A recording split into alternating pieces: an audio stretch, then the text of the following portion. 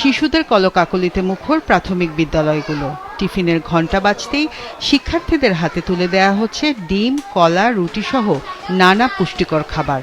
খাওয়া খেলাধুলা শেষে শিশুরা ফিরছে শ্রেণীকক্ষে, মনোযোগ দিচ্ছে পাঠে। নিয়মিত টিফিন বিতরণে স্কুলগুলোতে বেড়েছে শিক্ষার্থীর উপস্থিতি, সেই সাথে পড়াশোনায় বেড়েছে মনোযোগ। পরীক্ষামূলকভাবে দেশের বেশ কিছু প্রাথমিক বিদ্যালয়ে শুরু হয়েছে এই স্কুল ফিডিং কার্যক্রম।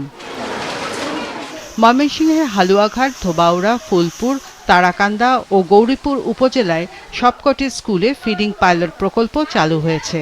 পুষ্টিকর খাবার পাওয়ায় শিক্ষার্থীদের স্কুলে যাওয়ার আগ্রহ বেড়েছে। স্কুলে আসতো না, কিন্তু যখন থেকে খাবার দেয় তখন থেকে আমার বাচ্চা স্কুলে আসে।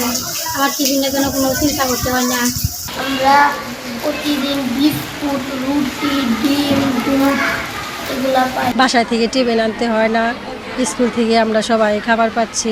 এটা জানি চালুই থাকে। ক্লাস চলাকালীন বলতো ম্যাডাম ক্ষুধা লাগছে, বাড়িতে চলে যাব। এখন স্কুল ফিডিং কর্মসূচি চালু হওয়ার পর থেকে এই প্রবণতাটা নাই।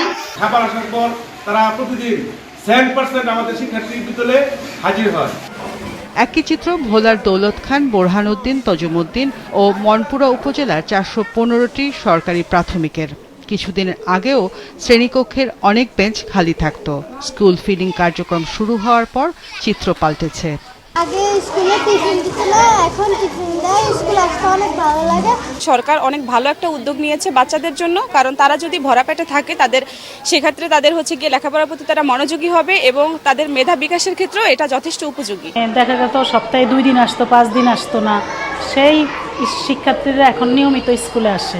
আগামী দিনে সুনাগরিক হিসেবে গড়ে তোলার জন্য যে গুণগত শিক্ষা, গুণগত মানসম্মত শিক্ষা গ্রহণ, এটা নিশ্চিত করার জন্য মাননীয় সরকার বাহাদুর প্রতিটা বিদ্যালয়ে প্রতিটা শিক্ষার্থীদের জন্য নিয়মিত দুধ, রুটি, কলা, বিস্কিট, ডিম সহ আরও অন্যান্য মানসম্মত খাবার সামগ্রী ব্যবস্থা করছে।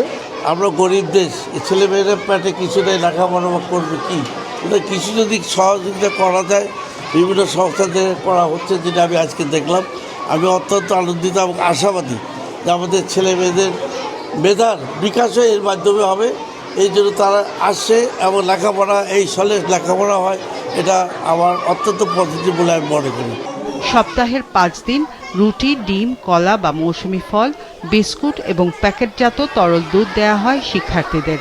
ইউএফপিওর অর্থায়নে সরকারের বাস্তবায়িত এই উদ্যোগ প্রত্যন্ত ও উপকূলীয় জনপদে প্রাথমিক শিক্ষায় ইতিবাচক ভূমিকা রাখছে। রওশন জাহান মিষ্টি, মাছরাঙা নিউজ ডেস্ক।